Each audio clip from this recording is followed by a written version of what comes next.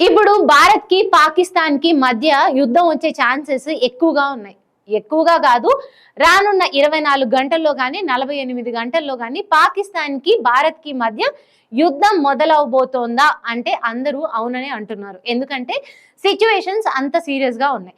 కానీ పాకిస్తాన్ ని ఎదుర్కోవడానికి భారత్ అంత సంసిద్ధమై ఉంది, రెడీగా. ఎందుకు అంటే వాటర్ నుంచి వచ్చినా, లేకపోతే గాలి త్రూ ఎయిర్ క్రాఫ్ట్స్ త్రూ నుంచి వచ్చినా, లేకపోతే సైన్యం పరంగా ఇలా మన బార్డర్ నుంచి సైన్యం దూసుకొచ్చిన అన్ని విధాలుగా భారత్ ఎదుర్కోవడానికి సిద్ధంగా ఉంది. కానీ పాకిస్తాన్ పరిస్థితి అలా లేదు.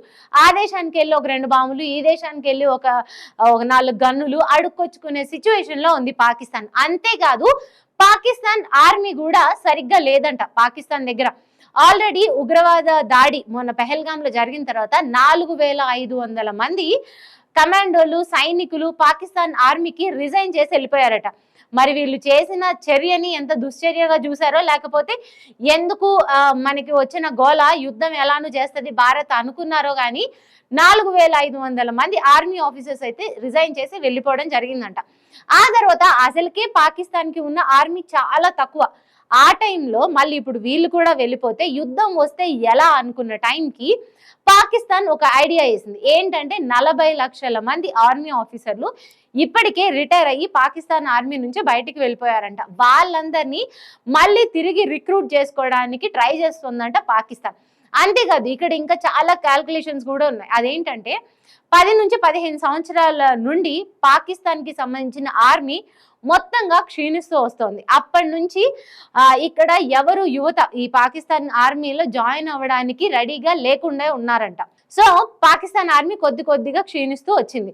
సో కానీ ఇలాంటి టైంలో వీళ్ళకి ఇప్పుడు యుద్ధానికి అవసరం కాబట్టి ఇప్పుడు అత్యవసరంగా ఈ 40 లక్షల మందిని అయితే తీసుకుంటున్నారు. కాకపోతే ఈ 10-15 ఏళ్ల నుంచి ఆర్మీ రిక్రూట్మెంట్ ఎందుకు జరగలేదు అంటే, అసలు యాక్చువల్లీ ఒకవేళ అంతమందిని రిక్రూట్ చేసుకున్నా, పాక్ ఆర్మీకి ఎంతమంది కావాలో అంతమంది యువతని రిక్రూట్ చేసుకున్నా వాళ్ళకి మళ్ళీ జీతాలు ఇవ్వడానికి పాకిస్తాన్ దగ్గర అసలు డబ్బే లేదంట.